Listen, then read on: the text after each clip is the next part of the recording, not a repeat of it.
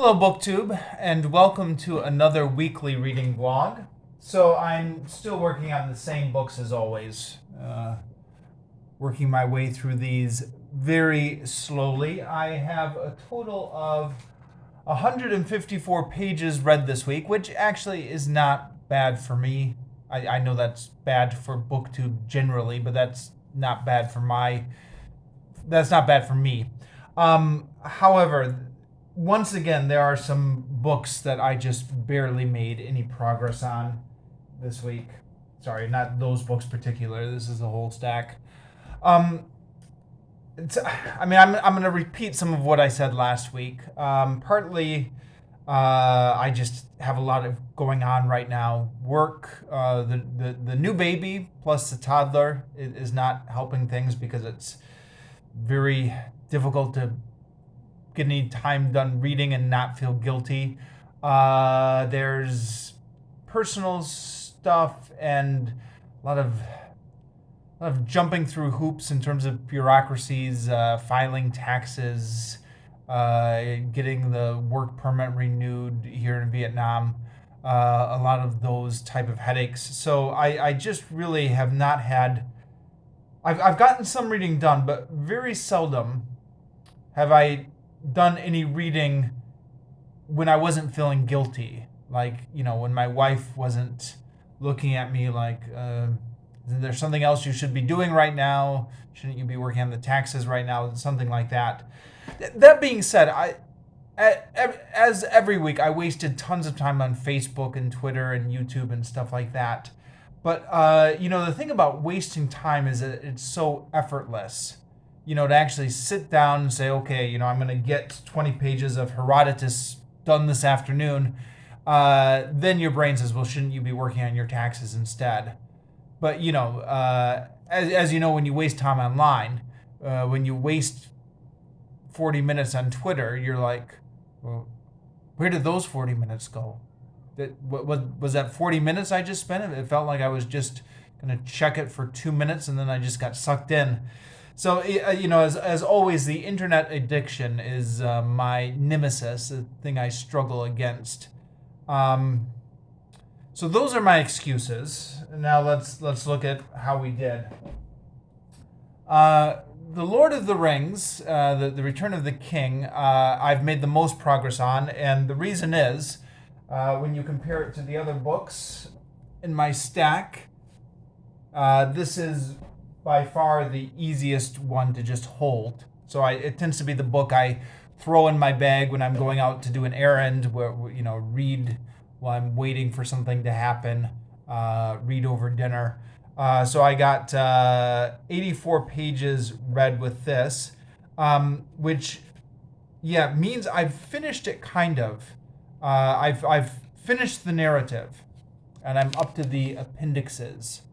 Starting on Appendix A. Now, the appendixes are over 100 pages here, from page 1,352 to 1,477. So, 125 pages.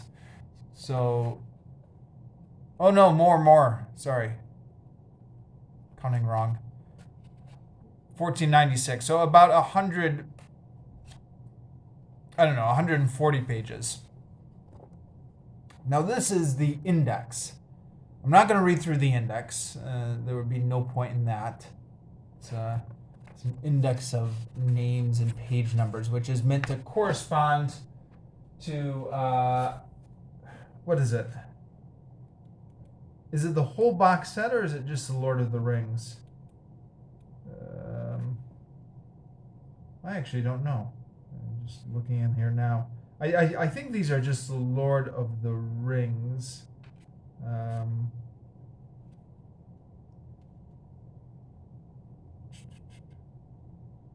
Let's see. I'm looking at Bilbo to see. I think this is just the Lord of the Rings. Okay. So right. The ending of the Return of the King. As always, I'm going to assume everyone's already seen the movie. the ending of the book goes on for a bit. I mean, I know the movie was infamous for going on for a bit as well. Those of us who are old enough to remember having seen it in the theaters will remember you kept thinking, okay, now it's time to go. Oh, okay, now it's time to go. Oh, now it's time to go. Uh, the ending of the book goes on for a bit as well. Of course, you know it will because you can see the pages ahead of you. Um, and there's this whole plot which is not in the movies, which I had heard bits and pieces of, just geek culture. The scouring of the Shire, or is that the scouring of the Shire? Scouring of the Shire. So they come back to the Shire, and they find that it's been taken over by ruffians, and it's got this kind of dystopian type fascistic society where everyone there are all these strict rules, and there are these groups of police marching around enforcing the rules. And yeah, the messaging seems to be a little bit mixed on this, in my opinion. Initially, we get some sort of moralizing about how the hobbits allowed this to happen to themselves. Where is it? I'm not sure I want to waste time looking for the exact quote here, but Sam is talking to one of his old friends and saying, how could you guys let this become like this? And his friend said, well, I don't like it. I'm sure lots of people don't like it, but it's dangerous to speak your mind, so we all go along with it. And Sam said, but if you all spoke your mind, you could change things. But, the idea that everyone's afraid not to speak their mind or not to oppose this tyranny because nobody else has started doing it. But if everybody who wanted to oppose the tyranny did start opposing it, then they would have numerical force, I think is the implied moral. But then later we find out that it's not just actually a group of fascistic hobbits. There's a gang of human ruffians who have taken control, and they're being backed up by none other than Saruman, who in the books was left alive. And in fact, they had actually passed Saruman on the road. Saruman and what was it? Grimthal, Wormtongue, his the Wormtongue guy, and Gandalf again had said to Saruman. Saruman said, "You'd come just to gloat over me," and Gandalf said, "No, I'd once again like to offer you a chance of redemption if you want to take it." And Saruman says, no, and he keeps abusing Wormtongue, Grinthal. And Grinthal is whining and talking about how poor he is for having to put up this abuse. And Gandalf says, well, just leave him then. If he's abusing you, come with us. You don't have to stay with him. And Wormtongue just looks at them, but then continues on with Saruman. So again, it seems to be a commentary, well, on a couple of things. Saruman on how he would prefer to remain miserable and defeated rather than try and get a redemption, and Grinthal about how he's just staying with his abuser. Sorry, is it Grinthal? Something like that, right? The Wormtongue character. All the stuff I should have looked up before I started filming. But then they appear again at the Shire, and are shown. Saruman is shown to be the person who's behind this whole dystopian takeover of the Shire by the ruffians. And I'm kind of thinking, I almost liked it better when the last time we saw him was on the road, just being miserable together. I thought maybe that was a more of a fitting in for them, but they do show up at the Shire, and then after some back and forth, Wormtongue kills Saruman, and then Wormtongue himself is killed by arrows from the hobbits. Before that, there's a battle against the ruffians in which some hobbits are killed and the ruffians are driven out of the Shire. It's yeah, obviously you can see why they didn't put it in the movie because it's an unneeded epilogue, but it's interesting. Especially because the Shire is always portrayed as this very safe place, very safe and innocent place. To see that the Shire has fallen into evil times adds something a bit.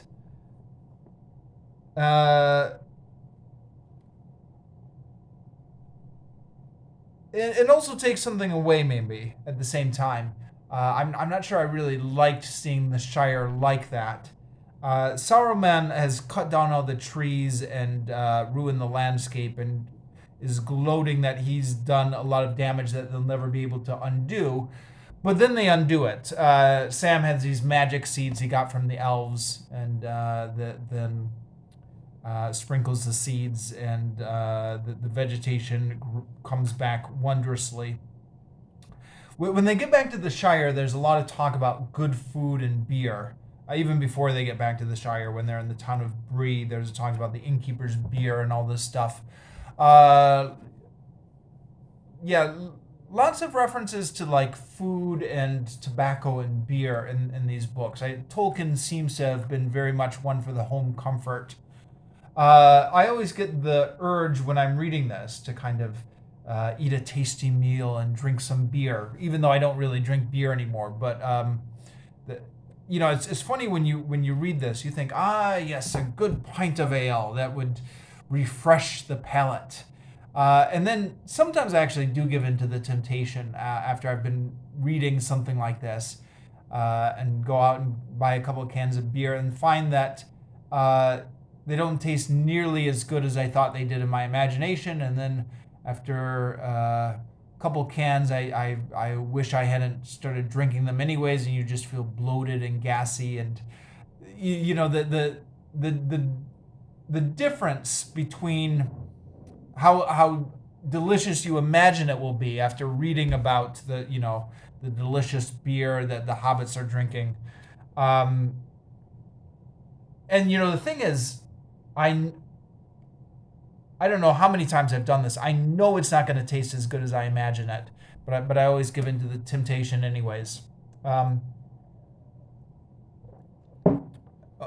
then there's this ending where another thing that's not quite in the movie, I don't think, although actually it's been years since I've seen the movie. Sam gets married, moves in with Frodo. Then Frodo one day is going out. Frodo is still affected by a wound he says is not healing. And it's not clear to me if it's referring to the time he got stabbed by the ring wraiths or it's referring to just the power that the ring had over him. Maybe a little bit of both. But Frodo is just not recovering fully from this adventure, from this experience. And then one day he convinces Sam to go out with him to visit Bilbo. Bilbo is still at Rivendell, Elrond's home. And they go out and they meet Elrond coming out to them with Bilbo.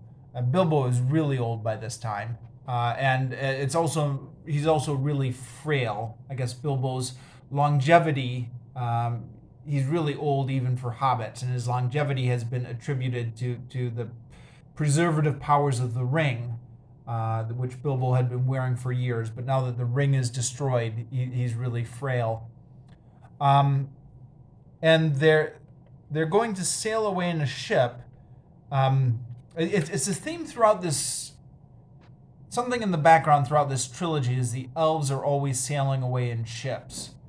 for reasons that I think are explained, kind of, but I don't really remember exactly. Something about the elves leaving Middle Earth. And then Frodo and Bilbo have to have this urge to either this urge or they have to travel on with the elves because they've been wearing the ring. But something about because they were both ring bearers, they have to travel off with the elves, or want to travel off with the elves or something. So Sam is left behind, and Sam wants to travel with Frodo again, but Frodo says, no, you can't. You've got wife and your kid back home, and you're going to have lots more kids, and going to have a prosperous life in the Shire.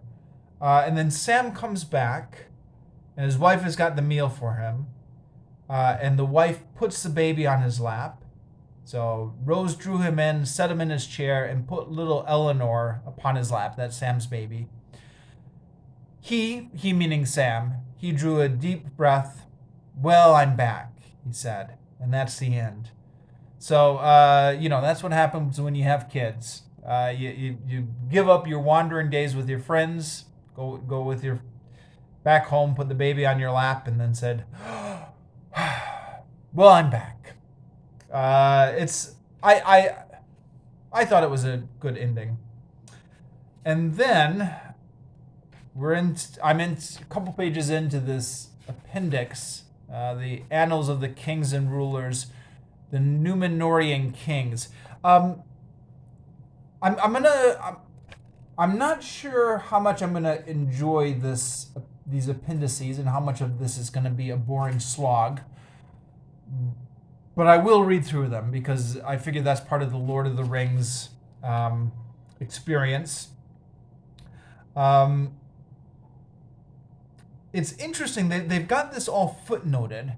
I think this must be the publishers rather than Tolkien himself, with various page numbers back to the Lord of the Rings trilogy. But that's counting books 1 and 2. Because the page numbers are all continuous across these 3 volumes. So there'll be something mentioned, and then there'll be a page number where this is referenced in the Lord of the Rings, because the Lord of the Rings had been dropping in hints of the lore all throughout. So it is nice to see where this connects with the main text proper. But when I'm reading Herodotus and there are all these footnotes and references, I take the time to track them down. My copy of Herodotus over here. But when I'm reading The Lord of the Rings, I don't think I'm going to take the trouble to track these down. There was one exception though. They were talking about the hidden city of Gondolin, and they gave a reference to The Lord of the Rings, page 412, which would have been which volume? Page 412 would have been still the first volume. And then, can you see this here? The Hobbit, page 49. Now, The Hobbit doesn't have nearly as much lore in it. I guess Tolkien hadn't worked out his whole universe by then. But there was some. There was definitely hints. I thought, that's interesting. All right, let me go check out that reference. So I go back and check out Hobbit, page 49. And much bigger print than The Lord of the Rings. I'd forgotten that. They're all in the same box set, but much bigger print. But nothing on page 49 about the lost city of Gondolin. Page 49 is when Bilbo gets captured by the trolls. So I don't know what's going on here. Maybe it's a different edition of The Hobbit, but this is the box set where they were all packaged together. So maybe the people who packaged the box set together put it in the wrong edition. I don't know. But anyways, I don't think I'm going to be tracking down any more page numbers. So, that's been the Return of the King for this week. The Complete Stories of Oz. I finished off Rinkitink and Oz. In my weekly reading vlog last week, I still had 36 pages left to go. So I finished off those 36 pages, did my review, posted the review. So go check out my review of Rinkitink and Oz. And am on now to book 11. I think this is book 11. The Lost Princess of Oz, which starts off with Ozma is missing and nobody knows where she is. And the magic picture, which shows everything happening in Oz, has disappeared. And also, Glinda the Good Witch, her book of records, which writes down everything that's happening, has also disappeared. I thought to myself, really, that's how every Oz story should start off, with those things just disappearing, because those things inevitably just spoil the story, or create questions like, why didn't they look in the magic picture earlier? And then the action switches to another hidden land in the land of Oz that we hadn't heard about yet, the country of the Yips. Although I swear we've had that name come up before. I'm going to have to go look at that later. I think... Was it TikTok of Oz? Was there a land of the Yips or something? I'm going to look it up later. And in the Yips, there's a frogman who's just like a frog who's grown to human size and wears human clothing. So an anthropomorphic frog. I don't know why. I couldn't tell you why, but I always love stories with anthropomorphic frogs. I think just reminds me of childhood, the frog you win a court and song, or wind in the willows, or just frogs that are the size of humans and wear human clothes. It just seems to me like it's just classic children's fantasy. There's one of those characters in this book, so you've got me on board with that. And then Exodus. So I only read 2 pages, and I let this book go all week. And then just before filming the video this afternoon, I thought, I've got to at least read something. Not going to say I didn't read anything out of Exodus, so I just read 2 pages, moved the bookmark over 1, but this is really boring me to death. So they're talking about the craftsmen for the sanctuary, and they selected 2 craftsmen to build the sanctuary. I'm on chapter 35 and 36 and 37. Bezalel, son of Uri, son of Hur, and the other one is Oholiab, son of Ahisamach of the tribe of Dan. Now, these guys had gotten mentioned earlier, before the interlude of the golden cow with the craftsmen of the sanctuary in chapter 31. So that's the thing with the Bible. There's a lot of repetition. So God has singled them out to build the sanctuary in chapter 31. But now again, they're being singled out again, but this time Moses is just repeating the commands. And then it talks about how they got all the most skilled craftsmen together. But then, it's talking about the stuff that all the skilled craftsmen are doing. Yeah. So all the most skilled craftsmen among the workers made the tabernacle. He made it with 10 sheets of fine twinned linen. So it goes from all the skilled craftsmen to he. And then the whole rest of it is just talking about what he is doing. And I'm like, well, who is he? Does he mean all the skilled craftsmen? I mean, that's not how that pronoun is normally used. Or is it going back to talk about Bezalel or Oholiab? And which one? And then it just talks about how the tabernacle is constructed. Now, I think it's done like as a narrative. So for the tabernacle, he made frames of acacia wood, these to stand upright, as each frame was 10 cubits long and a half cubits wide.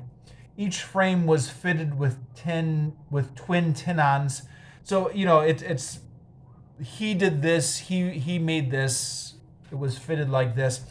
But I think this is largely just a repeat of what we had a couple chapters earlier, where God had already said what the specifications for the tabernacle was going to be. Yeah, so in chapter 25, God says, you are to make an ark of acacia wood, 2.5 cubits long, 1.5 cubits wide, 1.5 cubits high. You are to plate it inside and out. I mean, it doesn't... I haven't actually done a full comparison. It doesn't seem to be like exactly the same, but it seems to be like we earlier had... Yeah, it seems to be a lot of stuff is being repeated here. Yeah. So we've already had the specifications for how the tabernacle is going to be built. Now, here's the tabernacle being built. And I've got no one but myself to blame, because I was the one who decided I was going to try to reread the Bible. And I was the one who decided that this would be good thing to do, but oh man, it's just so boring. So, here's the section on how the tabernacle is supposed to be built. For the tabernacle, he made frames of acacia wood, these to stand upright. Each frame was 10 cubits long and 1.5 cubits wide. Each frame was fitted with twin tenons. This he did for all the frames of the tabernacle. He made the frames for the tabernacle, 20 frames for the southern side facing the south country. He made 40 silver sockets for putting under the 20 frames, 2 sockets under the first frame to receive its 2 tenons, and so on for the other frames. For the other side of the tabernacle, on the north, he made 20 frames and 40 silver sockets, 2 sockets under each frame. For the back of the tabernacle, on the west, he made 6 frames, and he made 2 frames for the corners at the back of the tabernacle. These frames were coupled at their lower end, and so to the top, up to the level of the first ring. This he did with the 2 frames that were to form the 2 corners. Thus there were 8 frames with their 16 silver sockets, 2 sockets under each frame. He made crossbars of acacia wood, 5 to hold the frames together that were to form one side of the tabernacle, 5 on the other side to hold the frames that were to form the end of the tabernacle on the west. He made the middle bar fixed halfway up to run from one end to the other. He plated the frames with gold and put gold rings on them to take the crossbars which he plated with gold. And then it goes on to talk about the veil, and then the ark, and then the how he made the table for the offertory bread, and then how he made the lampstand. Now, again, all of this stuff we've already had several chapters earlier when God was giving the specifications for it, but now it's describing them being built. And for one thing, as I'm reading this, I have a really hard time visualizing what's going on. I mean, what even is a tenon? T-E-N-O-N. And I'm trying to visualize how this tabernacle is looking, and I'm having a hard time visualizing it, and I'm having a really hard time forcing myself to pay attention. It's a classic thing where you get to the end of the paragraph and you're like, I didn't absorb any of that. Okay, go back and try again. Go back and I think I did that paragraph like 4 times. And there's a temptation to just kind of keep going, whatever, blah, blah, blah, blah, blah, build a tabernacle. But then I think to myself, well, if I'm going to do this, I'm going to do this, right? Like, there's no point in reading the book of Exodus and talking about it on BookTube if you completely blanked out for half of it. I mean, if you're going to read the book of Exodus, you got to at least try to pay attention to it. But half of the book of Exodus is just talking about how the tabernacle is supposed to be built, and how the veil and the ark and the table and the lampstand and all this stuff, it is just, Yeah. See, I mean, this is the thing. This is the thing.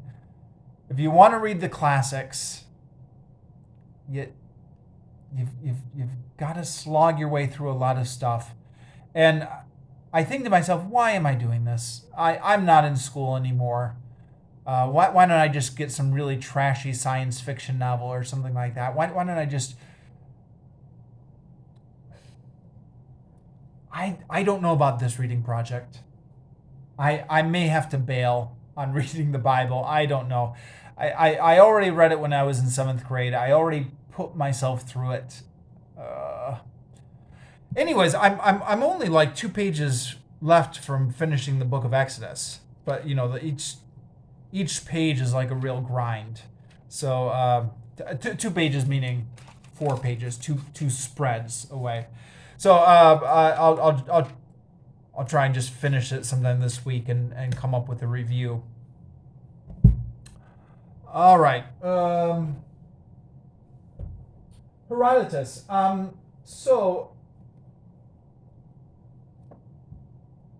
Herodotus is really interesting.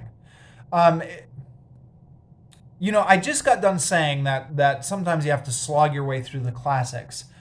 But it's interesting to compare these 2 books because I think they're roughly contemporary. Well, the Bible was composed over a 1,000-year period or whatever.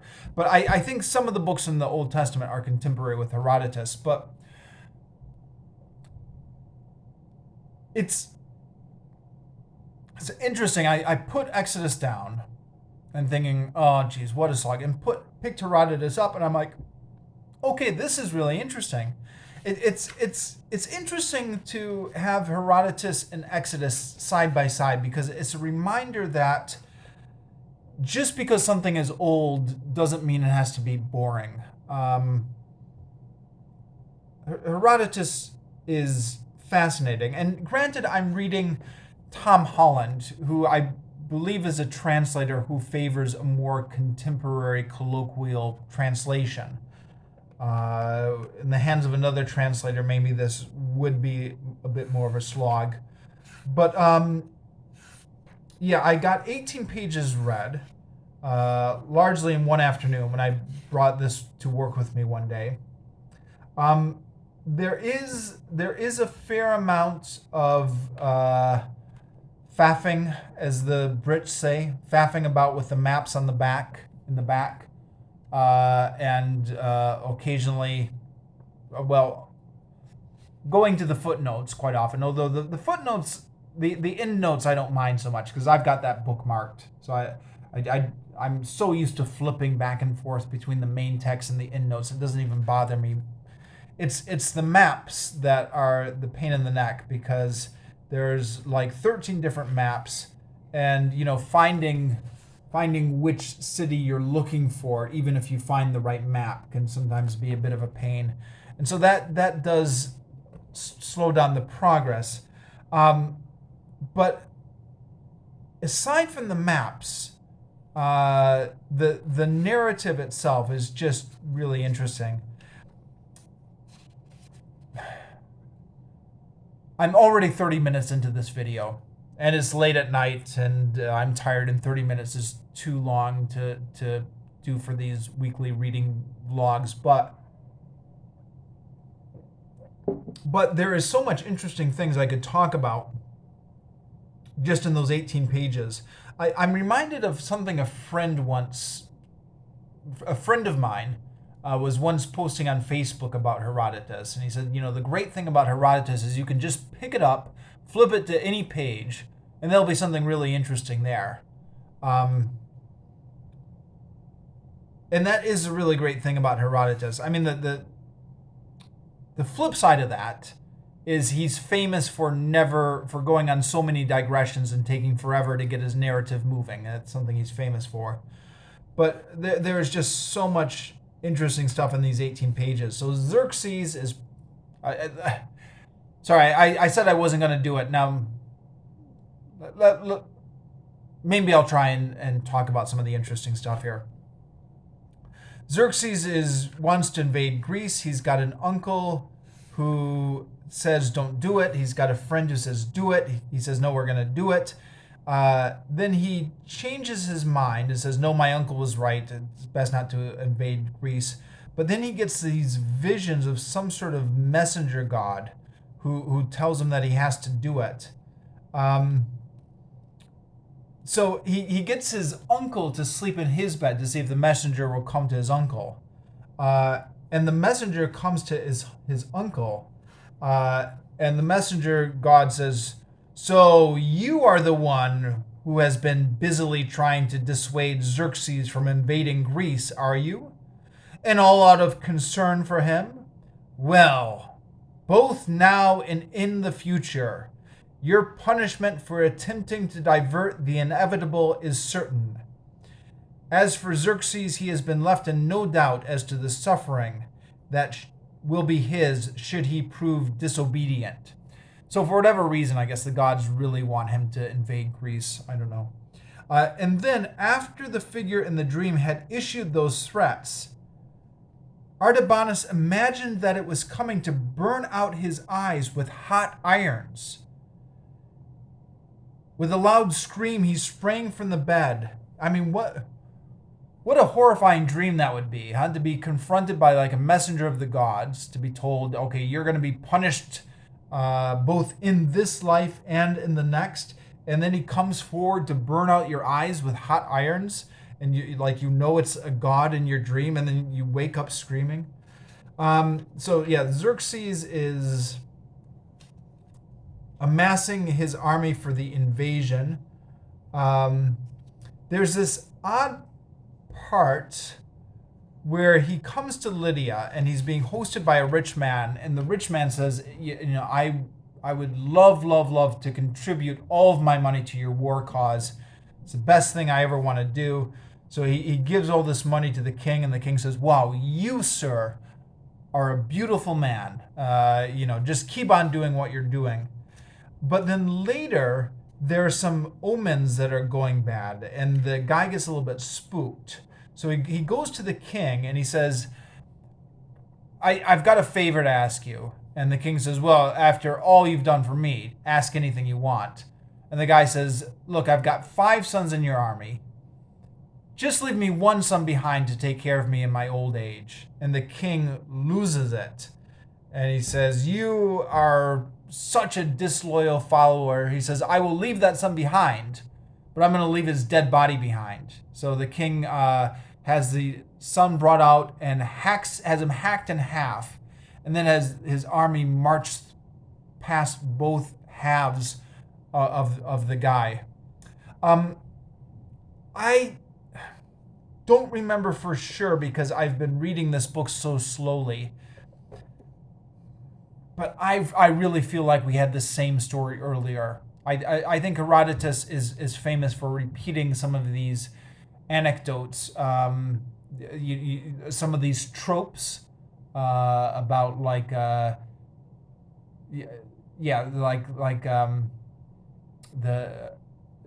a few of these tropes get repeated a few times in Herodotus, I think, and I think this one, I think we had this one earlier. I don't remember for sure.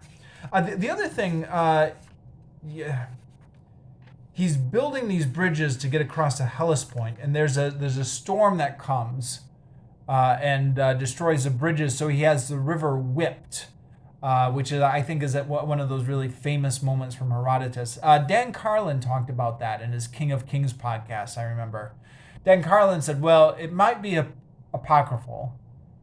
But it might not be. It might be that this is a PR disaster, and he's got to do something to just show the local people that he's still in control. So there's a cynical PR stunt to it, to having the river whipped. And he's making this big canal on Greece, the Athos Peninsula. Let me see if I can find a map of that. So many maps here in the back. So because when the Persian fleet sailed out earlier under Darius, and they were coming around Athos, and I guess as they came around Athos, that Athos? Yeah, it came around Athos. They got hit by this big gust of wind, which I guess used to happen back in the day when you're coming around the Cape. You're vulnerable to the winds or something. Maybe that's why the going around the Cape of Africa was supposedly so hazardous back in the day.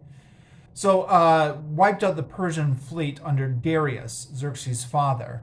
So Xerxes is now building a canal here to sail his fleet through.